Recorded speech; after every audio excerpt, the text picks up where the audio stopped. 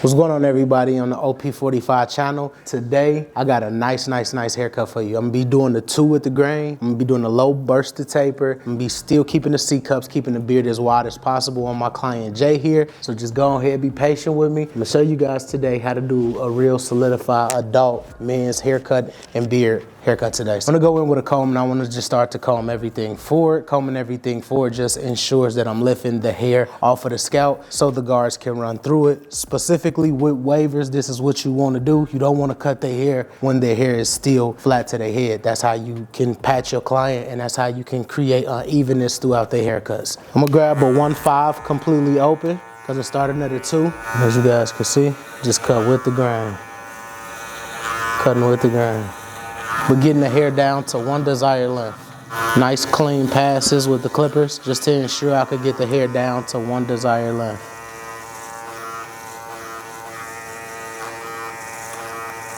With the grain, clean passes, and just passing straight through the hair, getting it down to that 1 length.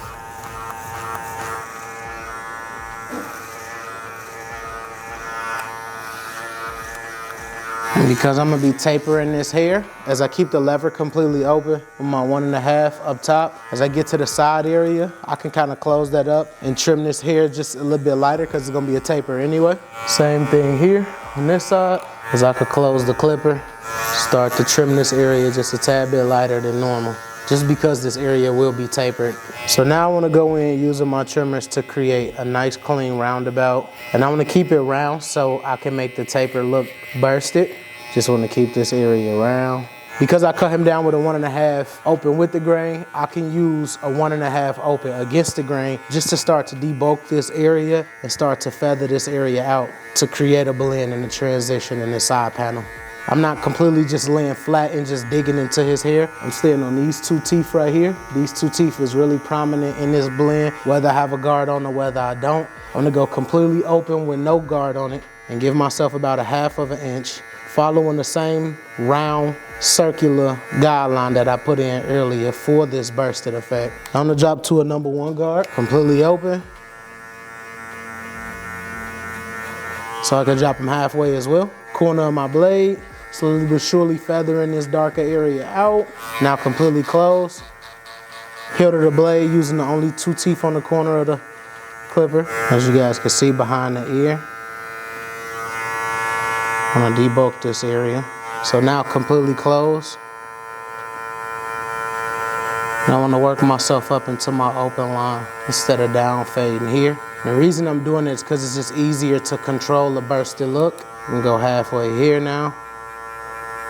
And now go to my 4th notch right before my last one. And now completely open. And when it comes to behind the ear, you don't have to take too much hair off because of course you still will line majority of this hair with the trimmer, so it all will fall into place towards the end of the video. And we'll be able to circle back around if we need to do any more detailing. At this point, we just detail as much as we can without having to really waste so much time. I got this side pretty much done. Go in completely open here, halfway. 0 guard, open, halfway. Fully closed, now completely open with the grain, raking outwards towards me to debulk the top of the beard where I really want to show majority of the lineup work. Now starting the back taper, I want to pull majority of the neck area of the cape down because this client has a lower taper and we do in the back area. Nice clean straight line across. And now completely open, about 1/2 inch, nothing too high. Because I still, like I said, I want to keep this taper area low. We don't want to do the taper too high in this area. Just to connect the right side to the middle. That's completely open. So now I'm gonna go in with a 1 guard and repeat the same steps. When cutting somebody with a lower nape area, you gotta be really careful to not push the guidelines too high, because then you could turn a low taper into a super high taper, and then you're in a world of trouble because you push lines too high. So whenever I'm doing something that sits more low, I like to tend to stick to guidelines to keep me in boundaries so I don't overly play my part in these smaller, tighter areas. And if I can stick to these boundaries, I can get the desired look that I'm looking for. Completely closed with a 1. I'm starting to create some form of a gradient effect. Thinning out some of this hair around the edges to bring it all the way together. Back open. Same thing here. And now trimming down using my number 1 guard. And now 0 guard. Starting completely open and starting to trend downwards to get the desired look. Now I can take my guard off and go completely open, because this is what I know this guideline was here. I'm playing in the halfway area, not completely closed. The best part about doing these type of tapers, the lower tapers, is they keep you disciplined. As long as you stay disciplined behind the chair and stay strict to your system, you get the desired looks that you're looking for. And there's places in here that I can actually clean up. Just a couple dark spots. Same thing right here. Just a little dark line, faint dark line. And that side is done. I'll repeat some of the same steps. Rainbow-like motion towards the top of the ear. Clear the panel. 1.5 guard, open. See, and that's what we cut them down to. 1 open against the grain. Behind the ear as well, 1.5 open. I'm just hitting this middle wave because it just possesses more darkness than the rest. Now that that's completely open, go completely open without a guard, 1/2 inch. Now as you guys can see what I'm doing, starting to create the same shapes that I put in from the beginning, just to allow myself more room to create the desired look that I'm trying to create.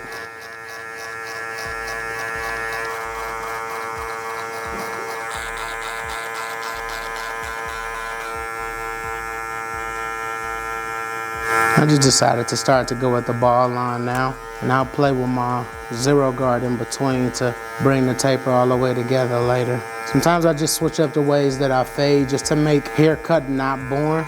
Like, repetition creates boredom for me, so sometimes I like to just switch up what I'm doing. Even if it means that I'm making or elongating my process, it allows me to not get bored when losing myself in the fade because I'm not staying true to my system. You know, everybody cut hair for different reasons. Everybody find different reasons to have fun behind the chair. And for me, at times, going completely against my system or elongating my system or my process doing different things allows me to still cut hair efficiently, but actually have fun with the art of cutting hair. Fully open. Open with the 0 guard. Fully closed. Halfway with no guard. Fully closed. It's all about following literally your system. I'm telling you, like, cutting hair is only as hard as you make it. But developing systems and staying true to the systems is how you're able to execute every haircut that's sitting in your chair. Like, don't change the rules of how you fade or change the rules of the things that you do in a haircut because you just want to change them. If you're going to change them for a real reason. I change them just to have fun. So I wouldn't recommend people changing the ways that they do certain things to get certain looks if you don't know how to get back. And right now, I just wanted to comb the beard out and keep everything as flush as possible with the beard, to trim the beard down to that one desired length, but also keep it as wide as possible, still keep it full, still keep it masculine. Same thing here in the front, vertically down, we just giving it shape, but not taking too much away, just knocking off all of the loose hairs, giving the beard a smoother look. We repeat the same steps here.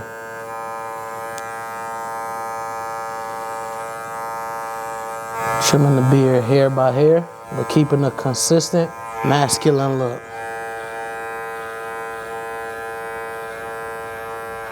Okay, so now I basically took out a neck strip. I decided to hit the neck strip with some alcohol. I want to pull majority of the oils off of this client's hair, just sitting under these lights. Sometimes you get clients that come in the shop who don't like to wash their hair. So in order to pull oils and dirts from clients, you have to use a neck strip. You can use a towel and use some alcohol to pull all of the oil and dirt off of the skin, which will ensure later down the line that you can create crispy lines. So now I want to go behind it using some styling foam. His hair already is laying for it. He already has an amazing texture of hair. We can see this. But one thing that we don't have is all of these smaller hairs that's in the front that's creating these slight gaps. It isn't hair loss at all. This client has curly hair. So if the hair isn't pulled forward and blow dried forward, the hair will tend to curl backwards and curl back into itself, which is why you always have to brush and rebrush and reline and rebrush and reline and reline hair, because if a client has curly hair, the hair in the vibration based on the clippers is pushing the hair back.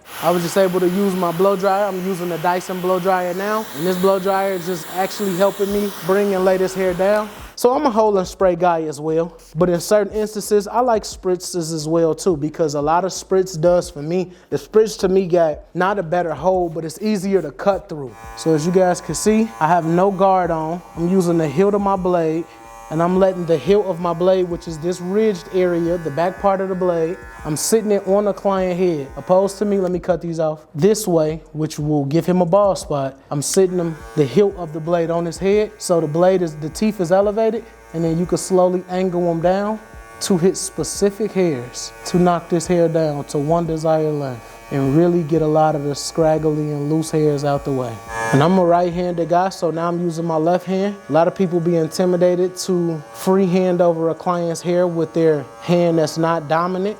At the end of the day, like I said, once you create these systems, I can't do anything else with my left hand, but I could cut hair with my left hand. It's because I created a system, so the muscle memory is there. I know what to do, I know how to attack it, and I know how to use my non-dominant hand.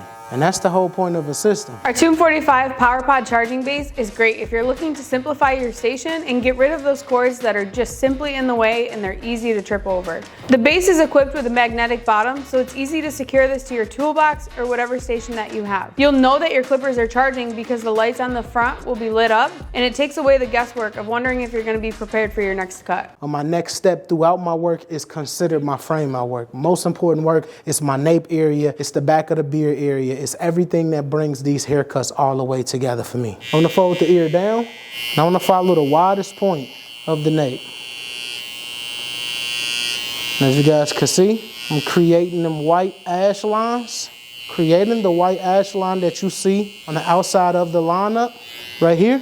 Comes from drying the skin with alcohol from the beginning, assisting it with a spritz or a hairspray. You're drying this area out so you can see these lines. This is literally like outlining a picture.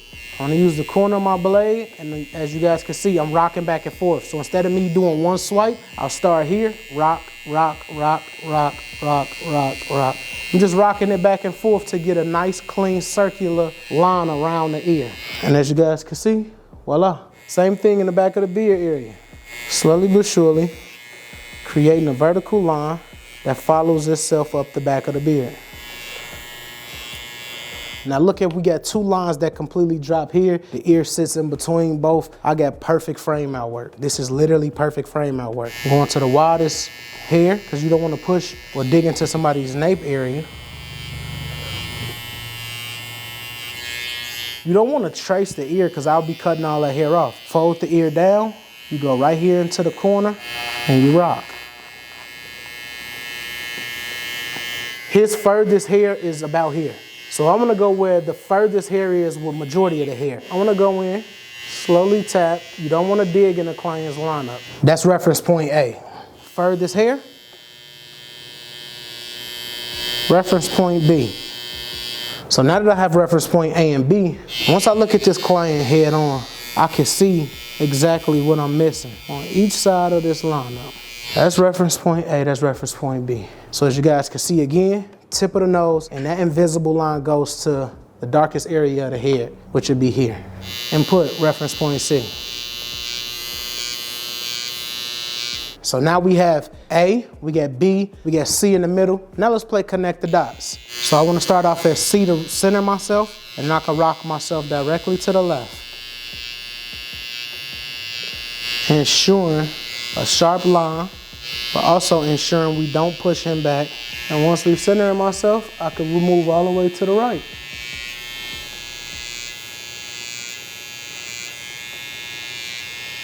And you can do the same reference point for the curves of the lineup. Reference point A. Reference point B is the area with no hair, but because you use the holding spray, you can see this white ash line here that created a ghost effect. And then reference point C is directing that line from the bottom all the way to the top. This vertical bar, I want to trace that all the way over here to the left side. And I want to put in my first indentation, reference point A, B, and now roll into C. Same way I did behind the ear, I'm just naturally rolling into this area of the lineup. I'm gonna go in using something that's precious to me, something that I actually was able to design and develop from ground zero all the way up. It's the Beam Team Cordless Compressor XL, assisting it with our color, black brown, the no drip color. So I wanna show you guys how to basically take this haircut to another level. So I'm gonna start with one side of the lineup, the vertical bar area, using the clutch card to stay in boundaries, and now spray in the trigger to apply and layer color on this client's lineup.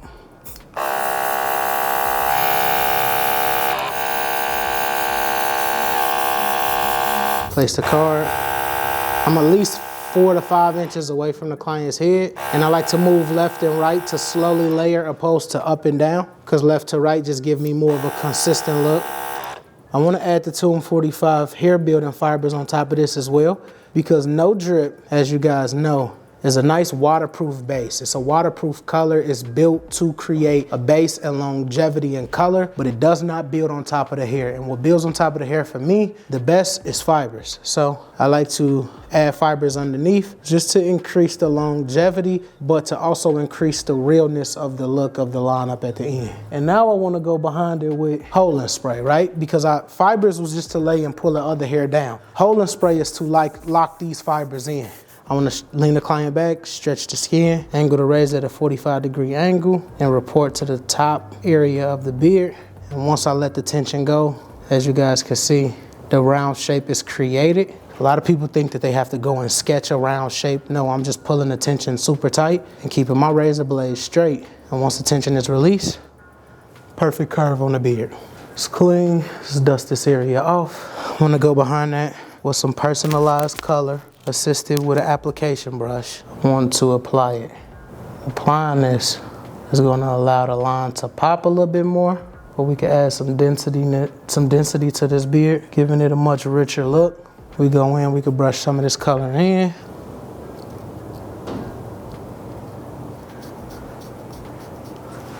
And go behind that, whisk everything off, and go back and re-hit these lines, because re-hitting these lines is the most important.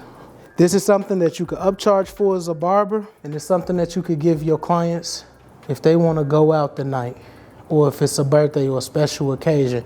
Some people just love color. This client specifically, there's gonna be people in the comments, y'all gonna know that he did not need an ounce of color, but we do it because we want to. We do it because we want to take the image to the next level. It appeared to be way sharper than what you thought it was. That's the understanding of having a foundation to work upon. And as you guys can see, I'm not doing a lot. I'm just letting my trimmers work. We staying inside the boundaries, but we bringing everything together. Because when a client feel appreciated and taken care of, or they can feel that you're going to the next level and the next depths throughout this haircut, this is what they pay for. This is how you charge premium prices. I don't charge $100 because I'm some barber with a name on YouTube. I charge $100 because of services. I charge $100 because of my time. I can do this in 35, 40 minutes easily. But the reason I push it to an hour is to not only educate my clients over these products that I'm using on them, but it's so I can bring these haircuts to next levels. I can turn them into masterpieces. This is beautiful. Like, you can see the taper work, the line work. Everything about this haircut is beautiful. Everything about this haircut. Like, look at the blend, down to the line work, down to the consistency of the beard work. You can't miss with haircuts like this. All right, so all of you guys that's out there that's visiting the OP45 channel, hopefully you guys was able to get some jewels from me again. This was a #2 with the grain. I did a high bursted taper, still kept the C-cups on the side, kept the beard as wide as possible. This was on my client Jay. If you guys were able to watch this video, hit the like button, subscribe button, hit that notification bell to get alerted when new videos come out. Y'all have 7 to 10 plus educators on here, and I'll see you guys next time.